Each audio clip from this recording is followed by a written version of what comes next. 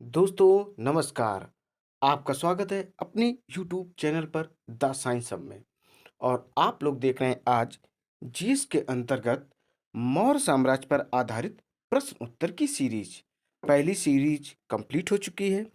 आज dear students जो है सेकंड सीरीज। आइए अब स्टार्ट करते हैं क्वेश्चन 41 से।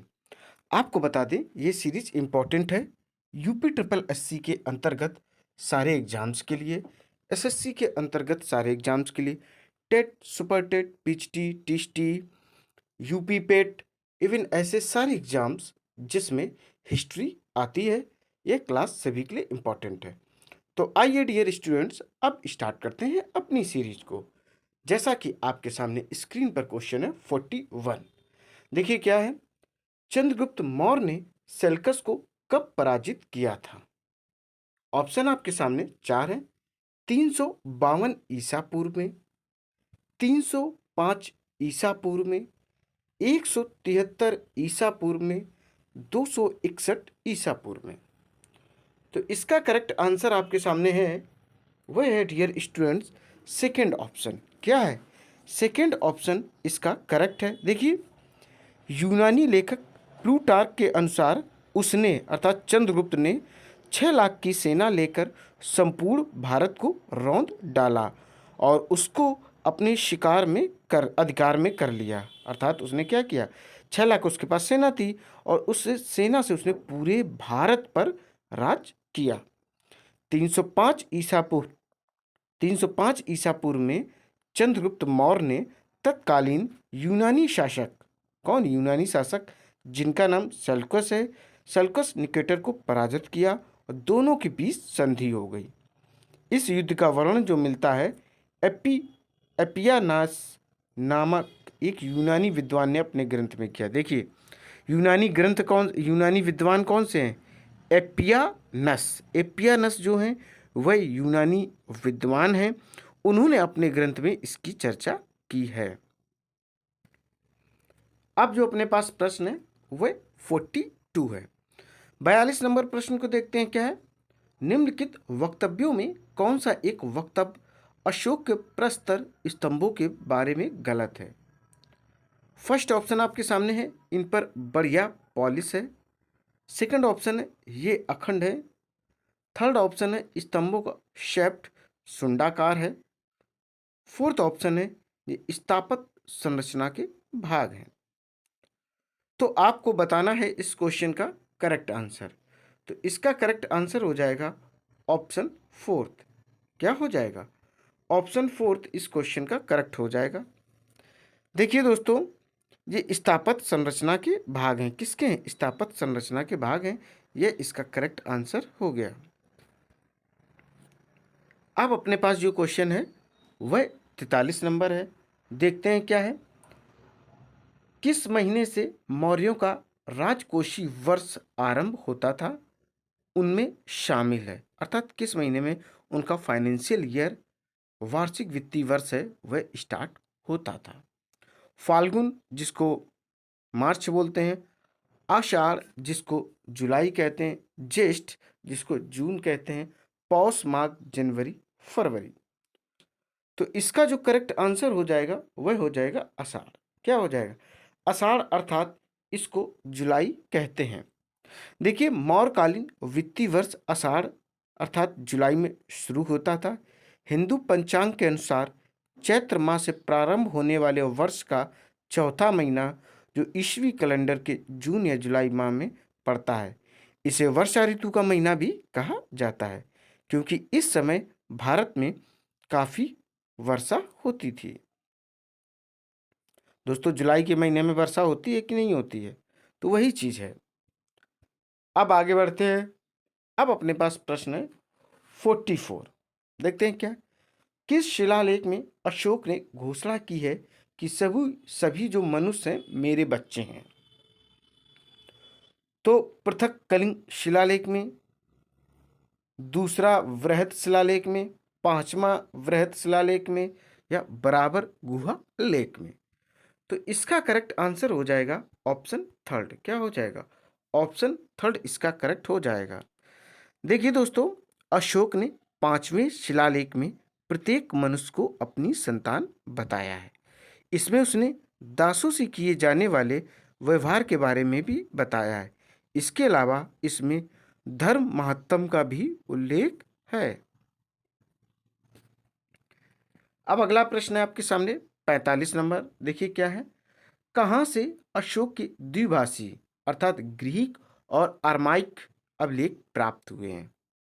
शेर ए कुना या कंधार से, सेकंड ऑप्शन है मनसेरा से, थर्ड ऑप्शन है कालसी से, फोर्थ ऑप्शन है कलिंग से। तो इसका करेक्ट आंसर हो जाएगा ऑप्शन फर्स्ट। देखिए अशोक का शेर कुना कंधार अभिलेख ग्रीक एवं अरमाइक भाषाओं में प्राप्त हुआ है। अब हम लोग देखेंगे अगला प्रश्न। अगला प्रश्न आपके पास है 46 नंबर। अशोक ने अपने सभी अभिलेखों में एक रूपता से किस प्राकृत का प्रयोग किया है? अर्थ मागधी, शौर सेनी, मागधी या अंगिका। तो इसका करेक्ट आंसर हो जाएगा ऑप्शन थर्ड। क्या हो जाएगा? ऑप्शन थर्ड करेक्ट हो जाएगा मागधी। देखिए मागधी उस प्राकृतक का नाम है जो प्राचीन काल में मगध, जिसे आप दक्षिण बिहार भी कह सकते हैं, प्रदेश में प्रचलित थी। इस भाषा के उल्लेख इस भाषा के उल्लेख महावीर और बुद्ध के काल से मिलते हैं। जैन आगमों के अनुसार तीर्थंकर महावीर का उपदेश इसी भाषा अथवा उसी के रूपांतर अर्धमागधी प्राकृत में होता था। पाली त्रिपिटक में भी भगवान बुद्ध के उपदेशों की भाषा को मागधी कहा गया है। सम्राट अशोक की पूर्वी प्रदेशवर्ती कालसी और जौगौड़ की धर्म लिपियों में पूर्वोक्त 3 लक्षणों में से प्रथम और तृतीय ये 2 लक्षण प्रचुरता से पाए जाते हैं, लेकिन किंतु दूसरा नहीं पाया जाता। अब अपने पास प्रश्न है 47 नंबर। देखते हैं क्या है। मौर्य साम्राज्य में प्रचलित मुद्रा का क्या नाम था? मौर्य साम्राज्य के समय कौन सी मुद्रा चलती थी, कौन सी करेंसी चलती थी? पण चलती थी, तोल चलती थी, काकड़ी थी या दीनार थी? तो इसका करेक्ट आंसर हो जाएगा ऑप्शन फर्स्ट। उनके समय में कौन सी वो चलती थी करेंसी? पण चलती थी। देखिए मौर्य की राजकीय मुद्रा जो थी वह पण थी। यह चांदी का सिक्का था। इसका भार 3/4 तोले के बराबर था। ठीक है। इसके ऊपर सूर, चंद्र, पीपल, मयूर, बैल, सर्फ आदि के चित्र खुदे थे। किसके किसके? देखिए इसके ऊपर सूर, चंद्र, पीपल, मयूर, बैल, सर्फ आदि के चित्र खुदे होते थे। इन्हें आहत सिक्के भी कहा जाता है। सिक्के स्वर्ण, चांदी और तांबे के बने होते थे। सिक्के किन धातुओं से मिलकर बने थे? देखिए उसमें गोल्डन भी होता था, सिल्वर भी होता था, कॉपर भी होता था, अर्थात सोना, चांदी और तांबे के ये बने होते थे। अब अपने पास जो प्रश्न है वह 48 नंबर है। मौर्य काल में शिक्षा का सर्वाधिक प्रसिद्ध केंद्र कौन सा था? इन 4 ऑप्शन में से आपको बताना है। वैशाली था, नालंदा था, तक्षशिला था, उज्जैन था। तो इसका करेक्ट आंसर हो जाएगा ऑप्शन थर्ड तक्षशिला। देखिए मौर्य काल में तक्षशिला शिक्षा का सर्वाधिक प्रसिद्ध केंद्र था। इस बात की पुष्टि बौद्ध ग्रंथों तथा चीनी यात्रियों के वृत्तांतों से हो जाती है। 7वीं शताब्दी ईसा पूर्व से 4वीं शताब्दी ईस्वी तक तक्षशिला को ज्ञान और विद्या का केंद्र बने रहने का सौभाग्य मिला। कौशल नरेश प्रसेनजनित प्रसेनजीत, महान कूटनीतिक तथा अर्थशास्त्री कौटिल्य, मौर्य सम्राट चंद्रगुप्त, ख्याति लब्ध वैद्य जीवक, व्याकरण पाणिनि तथा योग दर्शन के प्रणेता महर्षि पतंजलि यहाँ से शिक्षा प्राप्त करके अपने अपने क्षेत्र में विख्यात हुए थे। बौद्ध साहित्य से ज्ञात होता है कि तक्षशिला विश्वविद्यालय धनुर्विद्या तथा वैदक की शिक्षा के लिए तत्कालीन सब संसार में प्रसिद्ध था। नालंदा शिक्षा केंद्र के रूप में गुप्त काल में विकसित हुआ था। तो इसका सेकंड थर्ड ऑप्शन क्लियर है, तक्षशिला। अब आगे देखते हैं, क्वेश्चन नंबर है अपने पास 49। पाटलिपुत्र में स्थित चंद्रगुप्त का महल मुख्यतः बना था, अर्थात किससे बना था? ईंटों का, पत्थर का, लकड़ी का या मिट्टी का? करेक्ट ऑप्शन हो जाएगा इसका ऑप्शन थर्ड, लकड़ी का। देखिए, मेगास्थनीज के विवरण से पता चलता है कि चंद्रगुप्त का महल लकड़ी का बना हुआ था, जिसके चारों ओर खाई थी। वर्तमान पटना के निकट कुम्भहार की खुदाई में लकड़ी के स्तंभों तथा लकड़ी की चहारदीवारी के प्रमाण भी मिले हैं। अब अपने पास जो प्रश्न है वह दोस्तों है 50 नंबर। क्या है? 50 है, देखते हैं क्या है। प्रसिद्ध यूनानी राजदूत मेगास्थनीज भारत में किसके दरबार में आए थे? अशोक के, हर्षवर्धन के, चंद्रगुप्त मौर्य के या हेमू के? तो करेक्ट आंसर हो जाएगा इसका थर्ड ऑप्शन, चंद्रगुप्त मौर्य। मेगास्थनीज 304 ईसा पूर्व से 299 ईसा पूर्व, ये कहाँ के थे? यूनान के एक राजदूत थे और जो चंद्रगुप्त के दरबार में आए थे। इनकी टाइमिंग क्या थी? 304 ईसा पूर्व से 299 ईसा पूर्व, लगभग 5 वर्ष की इनकी टाइमिंग थी। अब अपने पास प्रश्न है 51 नंबर, देखते हैं क्या है। निम्नलिखित में से किस राज्य आदेश में अशोक के व्यक्तिगत नाम अर्थात अशोक का उल्लेख मिलता है? कालसी, रोमेंदोई, रोमेंदोई, विशिष्ट कलिंग राज्य आदेश, मास्की? तो इसका करेक्ट आंसर हो जाएगा ऑप्शन फोर्थ। क्या हो जाएगा? ऑप्शन फोर्थ इसका करेक्ट आंसर हो जाएगा। देखिए, अशोक का इतिहास हमें मुख्यतः उनके अभिलेखों से ही पता चलता है। उसके अभी तक 40 से अधिक अभिलेख प्राप्त हो चुके हैं। सर्वप्रथम मास्की अभिलेख में अशोक का नाम मिलता है। यह अभिलेख कहाँ से प्राप्त हुआ था दोस्तों? यह आंध्र प्रदेश राज्य के रायचूर जिले में स्थित है। गुर्जरा लेक में भी इसका नाम अशोक मिलता है। कालसी शिलालेख उत्तरांचल राज्य के देहरादून में स्थित है। यह शिलालेख ब्राह्मी लिपि में है। इसकी खोज 1837 में हुई थी। कब खोज हुई थी? 1837 में इसकी खोज हुई थी। अब देखते हैं हम लोग अगला प्रश्न। अगला प्रश्न अपने पास है 52 नंबर। देखिए क्या है। किस जैन ग्रंथ में चंद्रगुप्त मौर्य के जैन धर्म अपनाने का उल्लेख मिलता है? ऑप्शन फर्स्ट है पूर्व, दूसरा है परिशिष्ट पर्वन, थर्ड है अंग और चौथा ऑप्शन है उपांग। इसका करेक्ट आंसर हो जाएगा, वह हो जाएगा सेकंड ऑप्शन, परिशिष्ट पर्वन। देखिए, प्राचीन भारतीय इतिहास का ज्ञान प्राप्त करने के लिए जैन ग्रंथ भी उपयोगी हैं। ये प्रधानता धार्मिक हैं। इन ग्रंथों में परिशिष्ट पर्वत विशेष महत्वपूर्ण है। भद्रबाहु चरित्र दूसरा प्रसिद्ध जैन ग्रंथ है, जिसमें जैनाचार्य भद्रबाहु के साथ साथ चंद्रगुप्त मौर्य के संबंध में भी उल्लेख मिलता है। अब आगे देखते हैं। आगे प्रश्न है अपने पास 53। क्या है? 53। बिंदुसार की मृत्यु के समय अशोक एक प्रांत का गवर्नर था। इस प्रांत का पहचान करें या इस प्रांत का नाम बताएं। उज्जैन, तक्षशिला, सुवर्णगिरी या तोसली? तो इसका करेक्ट आंसर हो जाएगा ऑप्शन फर्स्ट, उज्जैन। देखिए, बिंदुसार की मृत्यु के समय अशोक उज्जैन का प्रांत का गवर्नर था। क्या था? गवर्नर दोस्तों था। बिंदुसार की मृत्यु के पश्चात अशोक शासक बना। अशोक का शासनकाल भारतीय इतिहास का एक स्वर्णिम अध्याय है, अर्थात इसको गोल्डन पीरियड भी कहते हैं। अब अपने पास प्रश्न है 54। अशोक के मनसेहरा जो कि पाकिस्तान में एवं शहजाद गढ़ी, क्या बोलेंगे इसको? शहयाज गढ़ी जो कि पाकिस्तान है, से प्राप्त वृहत शिलालेखों में किस लिपि का प्रयोग किया गया है?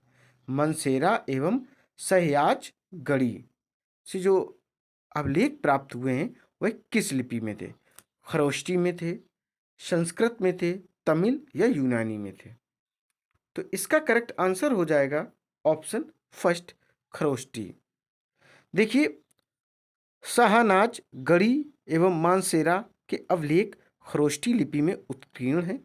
तक्षशिला एवं लगमान, लगमान जो कि वर्तमान में काबुल में है, के समीप अफगानिस्तान अवलेख अरमाइक एवं ग्रीक में उत्कीर्ण है। इसके अतिरिक्त अशोक के समस्त शिलालेख लघु शिला, स्तंभ लेख एवं लघु लेख ब्राह्मी लिपि में उत्कीर्ण हैं।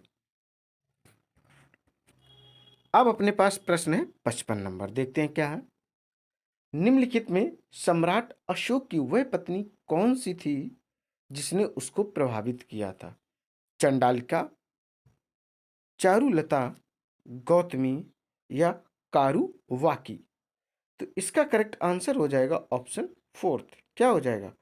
ऑप्शन फोर्थ इसका करेक्ट आंसर हो जाएगा। देखिए, कहा जाता है कि रानी कौविक या कारुवकी एक मछुआरन थी जो बाद में सम्राट अशोक की पत्नी बनी।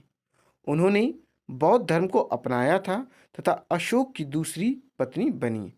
अशोक के लघु शिलालेखों में से एक रानी शिलालेख से वह अमर हो गईं।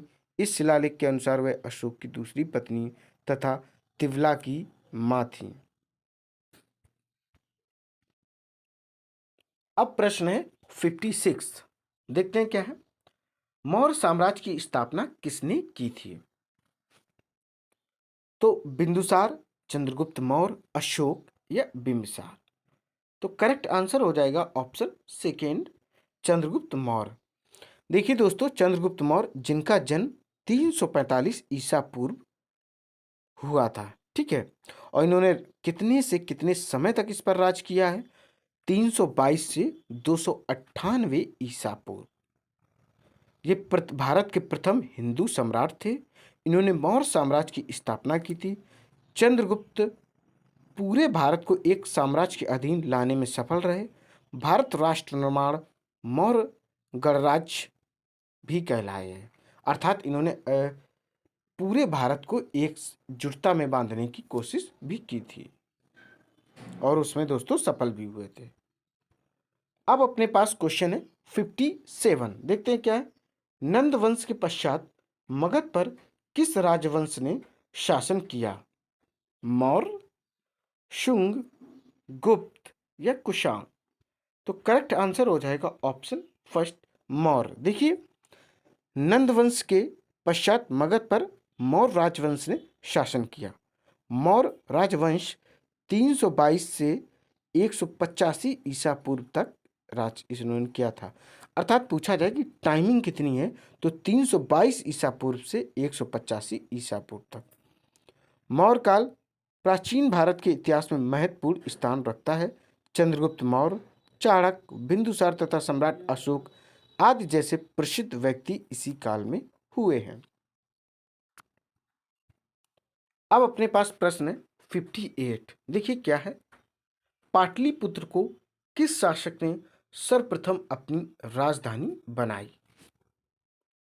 चंद्रगुप्त मौर्य, अशोक महान, चंद्रगुप्त विक्रमादित्य, कनिष्क? तो इसका करेक्ट आंसर हो जाएगा फर्स्ट ऑप्शन, चंद्रगुप्त मौर्य। देखिए, चंद्रगुप्त मौर्य ने अपने गुरु विष्णुगुप्त या चाणक्य की सहायता से नंद वंश के अंतिम शासक घनानंद को हराकर मौर्य साम्राज्य की स्थापना की और पाटलिपुत्र को अपनी राजधानी बनाया था। चंद्रगुप्त मौर्य का चंद्रगुप्त संज्ञा का प्राचीनतम अवलेखी साक्ष्य रुद्रदामन के जूनागढ़ अवलेख से मिलता है। बिंदुसार की मृत्यु के उपरांत अशोक विशाल मौर्य साम्राज्य की गद्दी पर बैठा। कुषाण शासक कनिष्क बौद्ध धर्म की महायान शाखा का अनुयायी था। इसने पुरुषपुर, जिसे जो कि पेशावर पाकिस्तान में है, को अपनी राजधानी बनाया था। इसके राज्य की दूसरी राजधानी मथुरा थी। इसी के समय में बौद्ध धर्म की चौथी जो संगीतर हुई थी, संगीत योजना की गई थी, वह कश्मीर में कुंडलवन में की गई थी और इसकी टाइमिंग थी 102 ईस्वी। अब आगे बढ़ते हैं दोस्तों।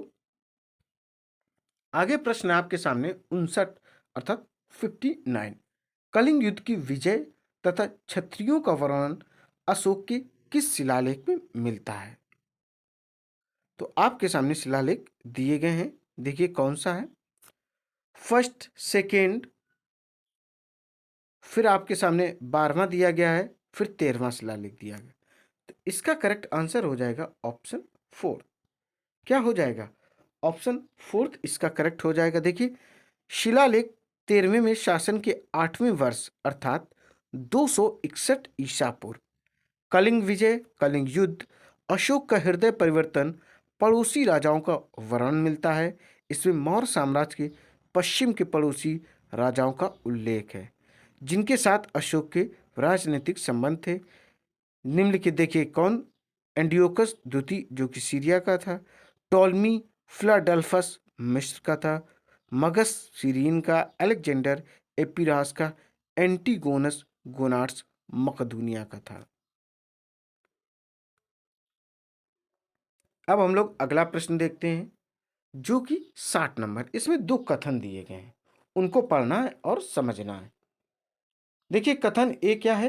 अशोक के राज आदेशों के अनुसार धार्मिक निष्ठा की अपेक्षा जनता के मध्य सामाजिक समरसता अधिक महत्वपूर्ण थी। कथन आर आपके सामने है, उसने धर्म संवर्धन के स्थान पर समता के विचारों का प्रचार किया था।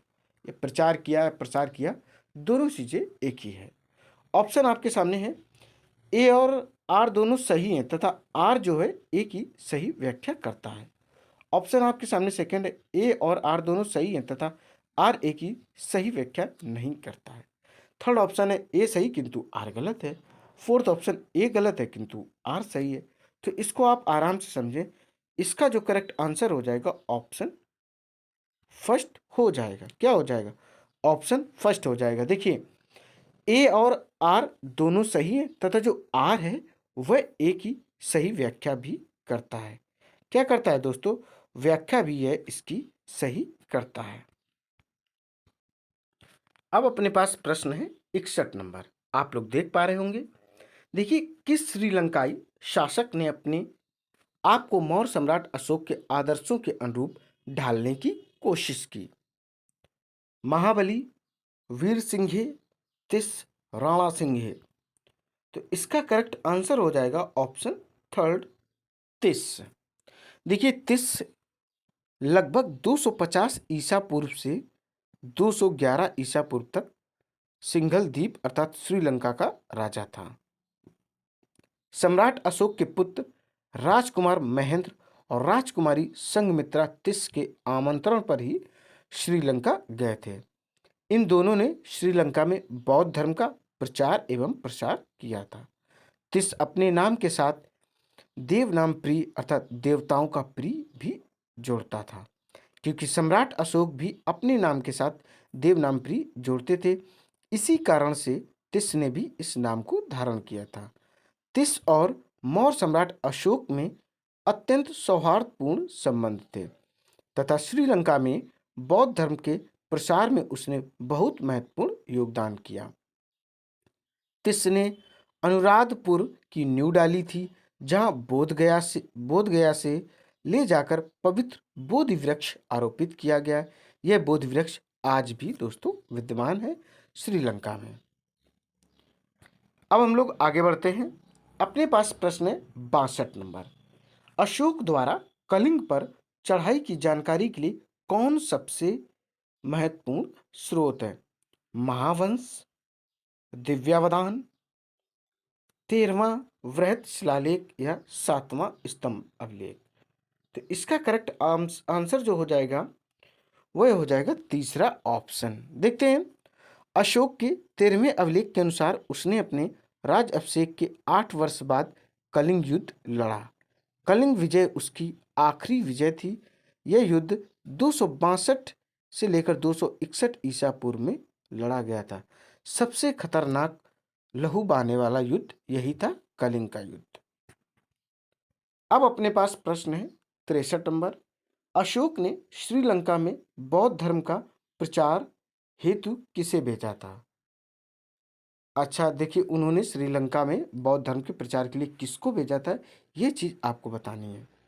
महेंद्र को, संघमित्रा को, या इन दोनों को, या महारक्षित को?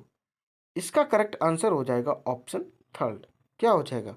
ऑप्शन थर्ड करेक्ट हो जाएगा। देखिए, अशोक ने लगभग 36 वर्षों तक शासन किया, जिसके बाद लगभग 232 ईसा पूर्व में उनकी मृत्यु हुई।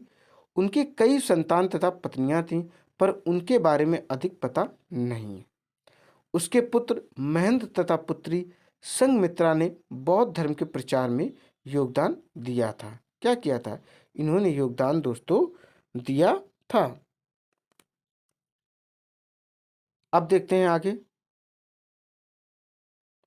आगे प्रश्न कौन सा है अपने पास? 64 है। देखिए क्या है। वह शासक कौन था जिसने राज सिंहासन पर बैठने के लिए अपने बड़े भाई सुसीम की हत्या की थी? अशोक, अजातशत्रु, कनिष्क, या शिमुक? तो करेक्ट आंसर हो जाएगा इसका ऑप्शन फर्स्ट, अशोक। देखिए, सुसीम से तंग आ चुके लोगों ने अशोक को राज सिंहासन हथिया लेने के लिए प्रोत्साहित किया, क्योंकि सम्राट बिंदुसार वृद्ध तथा रुग्ण हो चले थे। जब वे आश्रम में थे तब उनको खबर मिली कि उनकी मां को उनके सौतेले भाइयों ने मार डाला। तब उन्होंने महल में जाकर अपने सारे सौतेले भाइयों की हत्या कर दी और सम्राट बने थे। कहा जाता है कि इन्होंने अपने 99 भाइयों की भी हत्या की थी।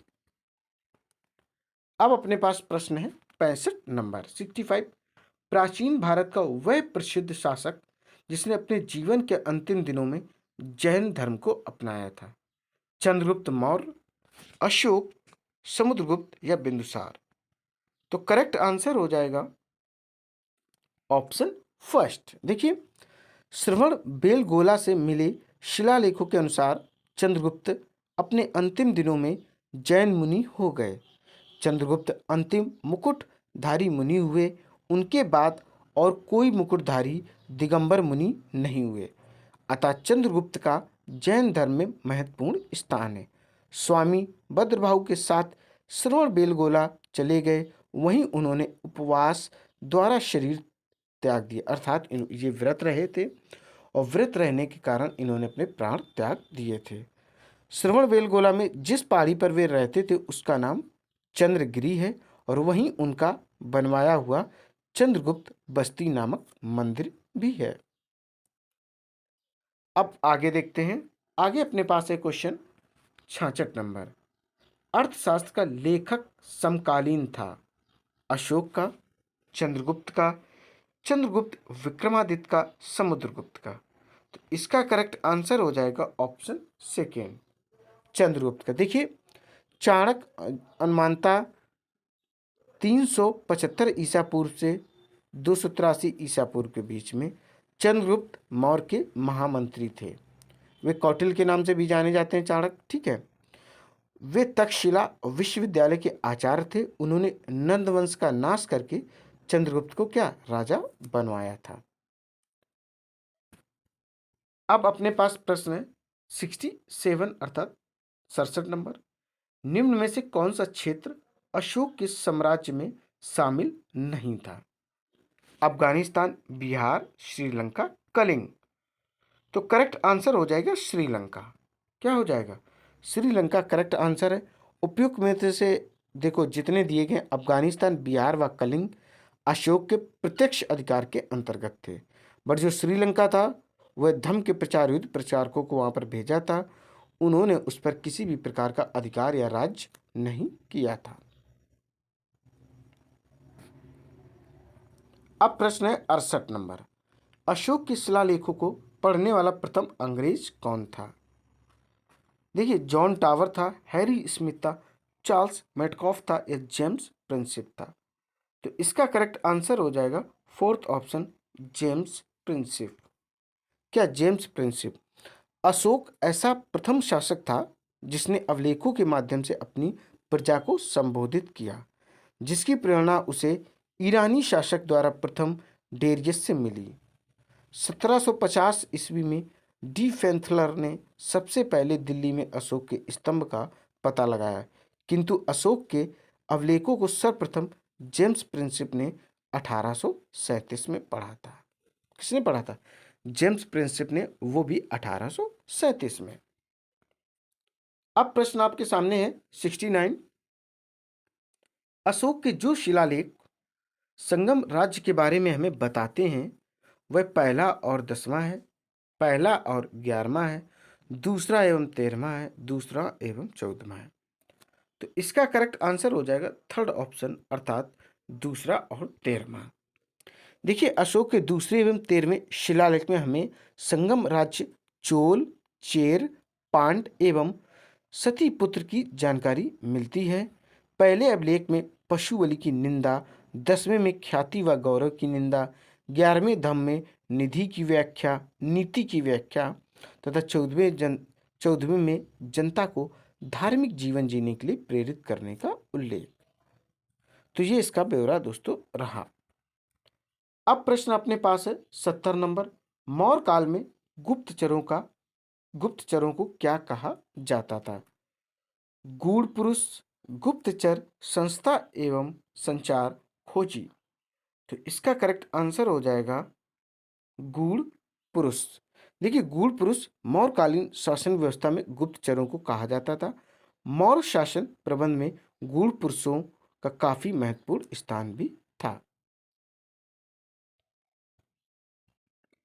अब अपने पास जो प्रश्न है वह है 71। कितना नंबर है? 71 नंबर प्रश्न है। देखते हैं क्या है। किस मौर्य सम्राट ने एक विदेशी राजा सीरिया के एंटियोकस से अंजीर, शराब और दार्शनिक को भारत भेजने का आग्रह किया था? चंद्रगुप्त ने, बिंदुसार ने, अशोक ने या कुणाल ने? तो इसका करेक्ट आंसर हो जाएगा बिंदुसार। क्या हो जाएगा? बिंदुसार इसका एग्जैक्ट आंसर हो जाएगा। देखिए दोस्तों, थोड़ी सी जानकारी और लेते हैं। एंटियोकस प्रथम सेल्यूकस निकेटर का पुत्र और सीरिया का राजा था। भारत में जब द्वितीय मौर्य सम्राट बिंदुसार राज्य करता था उसके समय में एंटियोकस प्रथम सीरिया में राज्य करता था। बिंदुसार ने एंटियोकस प्रथम को अपने लिए मीठी शराब, सूखे अंजीर और एक यवन दार्शनिक खरीदकर भेजने के लिए कहा था, लेकिन उन्होंने दार्शनिक नहीं भेजा था, दो चीजें भेज दी थी, शराब और सूखे अंजीर। अब प्रश्न अपने पास 72 नंबर है। कहाँ से प्राप्त अभिलेखों में मौर्य काल में सूखा जैसे देवी प्रकोप के समय राज्य द्वारा राहत कार्य किए जाने का विवरण मिलता है? महास्थान जो कि बांग्लादेश में, सौगौरा जो कि उत्तर प्रदेश में, सौगौरा, मस्की, महास्थान, कालसी, भाबरू, सारनाथ। इसका करेक्ट आंसर हो जाएगा ऑप्शन फर्स्ट। क्या हो जाएगा? Option first. देखिए, महास्थान एक ऐतिहासिक स्थान जो बांग्लादेश के बोगरा जिले में गंगा नदी की मुख्य धारा पद्मा के उत्तर में स्थित है। महास्थान में अशोक के पूर्व के मौर्य अभिलेख मिले हैं। अभिलेख में उल्लिखित है कि उस समय महास्थान का नाम पुंड्रू नगर था। सोगौरा ताम्रलेख एक ताम्रपट पर लेखबद्ध प्राचीन लेख है जो उत्तर प्रदेश में गोरखपुर के पास सोगौरा नामक स्थान से प्राप्त होता है। सोगौरा का पूरा स्थल भारतीय लेखन कला की प्राचीनता को प्रमाणित करने वाला पहला अभिलेख प्रस्तुत करता है। इसमें अकाल एवं दुर्भिक्ष के समय जनता के उपयोग के लिए अन्न के 3 कोष्ठागारों के बनाने का भी वर्णन दोस्तों मिलता है। अब अपने पास है 73 क्वेश्चन।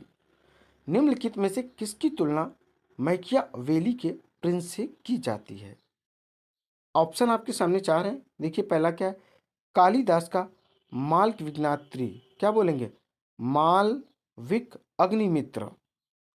कौटिल्य का अर्थशास्त्र, वात्स्यायन का कामसूत्र और त्रिवल्लुर का त्रिवक्कुरल। तो इसका करेक्ट आंसर हो जाएगा ऑप्शन सेकंड। क्या हो जाएगा?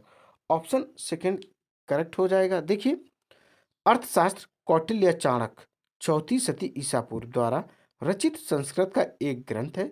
इसमें राज्य व्यवस्था, कृषि, न्याय एवं राजनीतिक आदि के विभिन्न पहलुओं पर विचार किया गया है। अपने तरह का राज्य प्रबंधन विषयक या प्राचीनतम ग्रंथ, इसकी शैली उपदेशात्मक और सलाहात्मक है। अब आगे दोस्तों बढ़ते हैं। अब अपने पास प्रश्न है 74। देखते हैं क्या है। सांची किस कला व मूर्ति कला का निरूपण करता है? जैन, बौद्ध, मुस्लिम, ईसाई।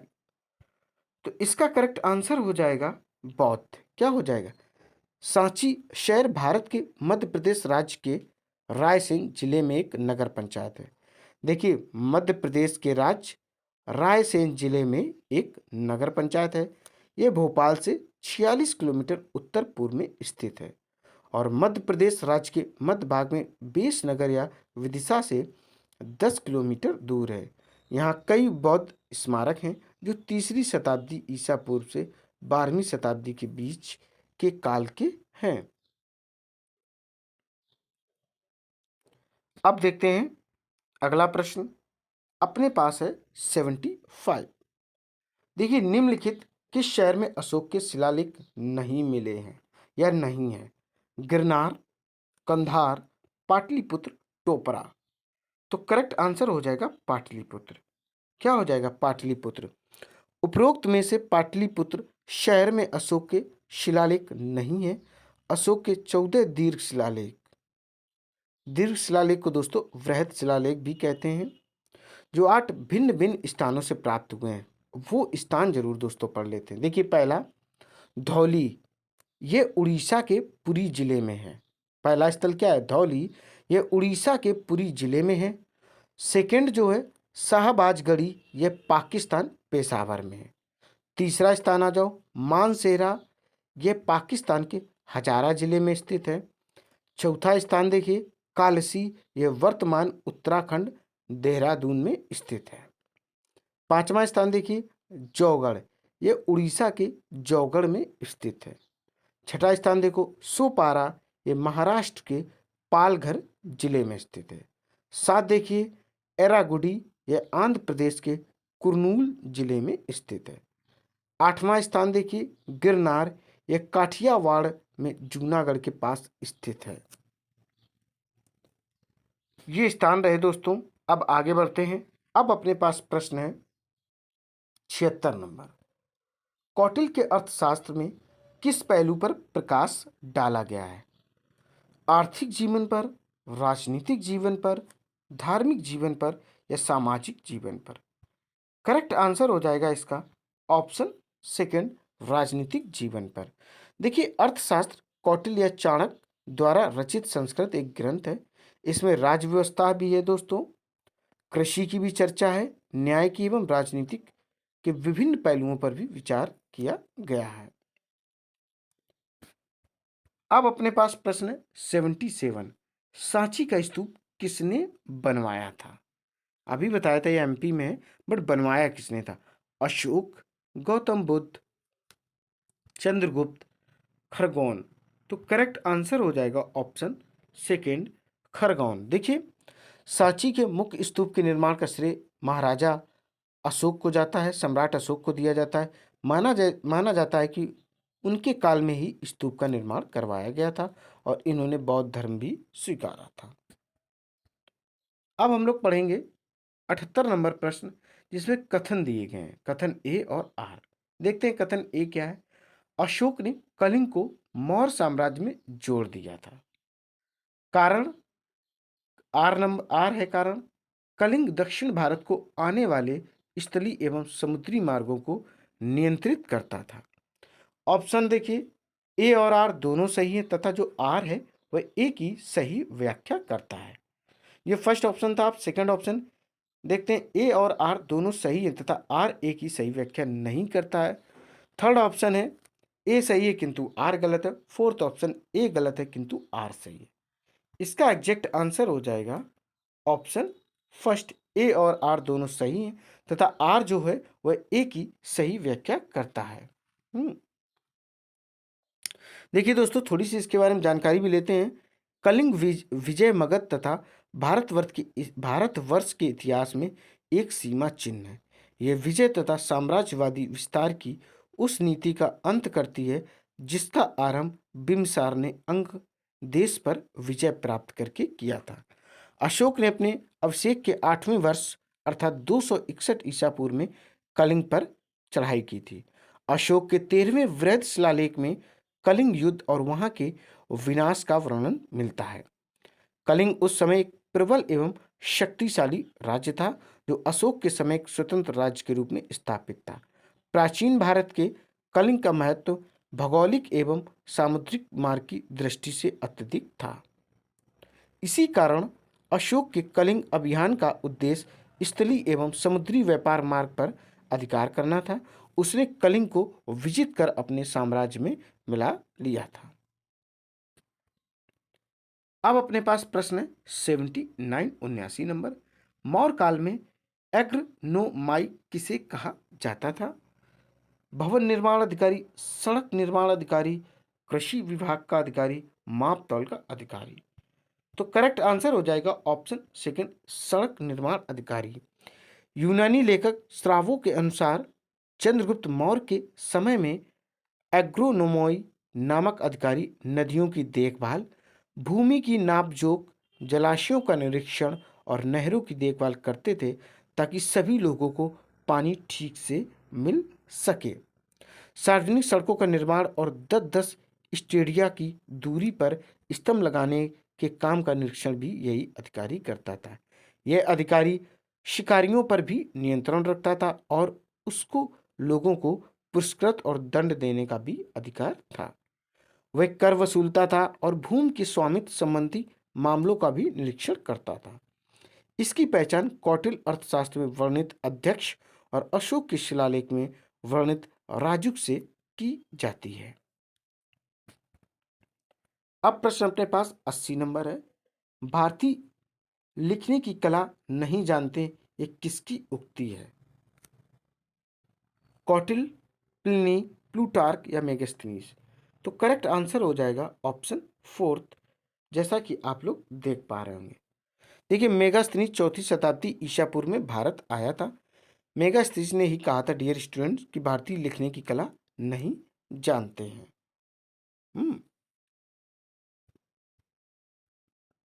अब अपने पास प्रश्न है वह 81 है। देखते हैं क्या है 81। निम्नलिखित में मौर्य कला का सबसे अच्छा नमूना कौन सा है? स्तंभ, स्तूप, गुफा निर्माण या चैत्य? करेक्ट आंसर हो जाएगा ऑप्शन फर्स्ट। देखिए दोस्तों, मौर्य काल 3री शताब्दी ईसा पूर्व के महान गोलाकार पाषाण स्तंभों और उत्कीर्ण सिंहों ने दूसरी ओर 1ली शताब्दी ईसा पूर्व में स्थापित हिंदू और बौद्ध प्रसंगों वाली परिपक्व भारतीय आकृतिमूलक मूर्तिकला का मार्ग प्रशस्त किया है। अर्थात फेमस क्या थे? बेहतरीन कला के लिए वो सब थे स्तंभ। अब आगे बढ़ते हैं। आगे प्रश्न आपके सामने है 82 नंबर। चाणक्य का अन्य नाम क्या था? भट्ट स्वामी, विष्णुगुप्त, राजशेखर या विशाखदत्त? तो करेक्ट आंसर हो जाएगा ऑप्शन सेकंड, विष्णुगुप्त। देखिए, चाणक्य ने जो ये मंत्री कब रहे थे? 375 से 283 ईसा पूर्व तक। वे कौटिल्य के नाम से विख्यात थे। चाणक्य से और विष्णुगुप्त इन सबके नामों से वे और तक्षशिला के विश्वविद्यालय के ये आचार्य भी दोस्तों रहे थे। अब आगे बढ़ते हैं। आगे अपने पास प्रश्न है 83। चंद्रगुप्त के शासन विस्तार में किसने मुख्य रूप से मदद की थी? शुद्धोधन, उमागुप्त, चाणक्य, शूद्रक?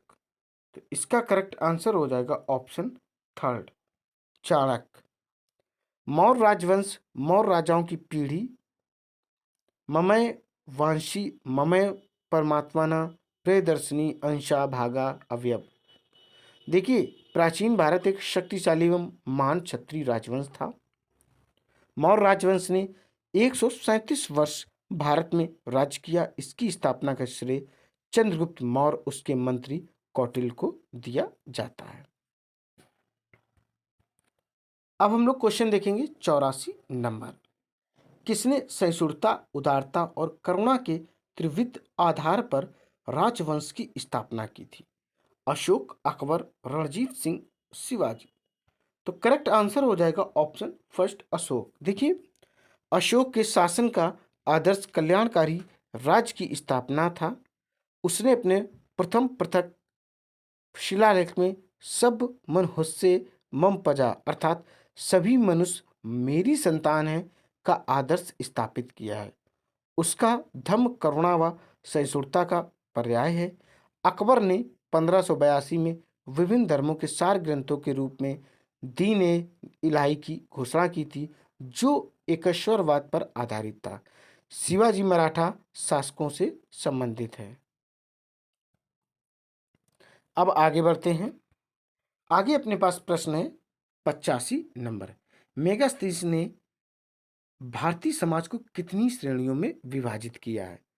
4, 5, 6 और 7। करेक्ट आंसर हो जाएगा ऑप्शन फोर्थ। क्या हो जाएगा? ऑप्शन फोर्थ हो जाएगा 7। देखिए, मेगास्थनीज ने भारतीय समाज को 7 श्रेणियों में विभाजित किया था। ये श्रेणियां निम्न है: दार्शनिक, किसान, अहीर, कारीगर या शिल्पी, सैनिक, निरीक्षक, सभासद तथा अन्य शासक वर्ग। दार्शनिक थे, किसान थे, अहीर थे, कारीगर या शिल्पी थे, सैनिक थे, निरीक्षक थे, सभासद या अन्य शासक थे इसमें। अब हम लोग आगे बढ़ते हैं। आगे प्रश्न है अपने पास 86 नंबर। उत्तरांचल, जिसको अब उत्तराखंड कहते हैं, में अशोक का एक शिलालेख स्थित है। कौन सा? देवप्रयाग में, कालसी में, केदारनाथ में या ऋषिकेश में? किस स्थान पर है? वह कालसी में है, अर्थात इसका सेकंड ऑप्शन करेक्ट है। देखिए, दुनिया भर में अपनी महानता के लिए प्रसिद्ध सम्राट अशोक की एक नायाब निशानी उत्तराखंड में देहरादून जिले के कालसी में स्थित है। उत्तर भारत में केवल कालसी में ही सम्राट अशोक का शिलालेख है। इस शिलालेख का अपना ही महत्व है। इस शिला पर लिखे लेखों की भाषा प्राकृत और लिपि ब्राह्मी है। अब हम लोग प्रश्न देखेंगे 87 नंबर। देखिए क्या है। मौर्य नरेश के बारे में निम्न में से कौन सा कथन सही है? उन्होंने विकास किया था, अर्थात किसका किया था? फर्स्ट देखिए, संस्कृति, कला व साहित्य का। सेकंड, सोने के सिक्के। थर्ड, प्रांतीय विभाजन। फोर्थ, हिंदू कुश तक साम्राज्य। तो आपको बताना है इसमें में से कौन से हैं। केवल एक, केवल दो, केवल एक, दो, तीन, केवल एक, तीन, चार। करेक्ट आंसर हो जाएगा ऑप्शन फोर्थ। क्या हो जाएगा? ऑप्शन फोर्थ इसका करेक्ट हो जाएगा। देखिए दोस्तों, कौन कौन है? तो ये हो जाएगा एक नंबर, ठीक है। इसके बाद 3 नंबर, फिर फोर्थ नंबर, ये चीजें हो जाएंगी। संस्कृति, कला व साहित्य, ठीक है, प्रांतीय विभाजन, हिंदू कुश तथा साम्राज्य, इस पर इन्होंने फोकस किया था और इसका अच्छे तरीके से विस्तार या विकास किया था। अब आगे देखते हैं प्रश्न 88 नंबर। किसने पाटलिपुत्र को पोलीब्रोथा कहा है या कहा था? Megasthenes, Strabo, Plutarch, Arrian. तो इसका एग्जैक्ट आंसर हो जाएगा मेगास्थनीज। क्या हो जाएगा? मेगास्थनीज। मेगास्थनीज ने पाटलिपुत्र को पोलीब्रोथा कहा है। मेगास्थनीज यूनान का एक राजदूत था जो चंद्रगुप्त मौर्य के दरबार में आया था। यूनानी सामंत सिल्कस भारत में फिर राज्य विस्तार की इच्छा से 305 ईसा पूर्व भारत पर आक्रमण किया था, किंतु उसे संधि करने पर विवश होना पड़ा था। संधि के अनुसार मेगास्थनीज नाम का राजदूत चंद्रगुप्त के दरबार में आया था। अब हम लोग आगे देखते हैं प्रश्न अपने पास 89।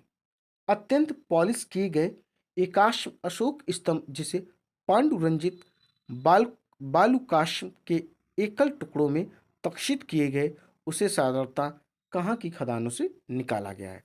मिर्जापुर के समीप चुनार से, लौरिया नंदन गढ़ से, वाराणसी के समीप सारनाथ से, भुवनेश्वर के समीप उदयगिरी से। तो करेक्ट आंसर हो जाएगा ऑप्शन फर्स्ट, मिर्जापुर के समीप चुनार से।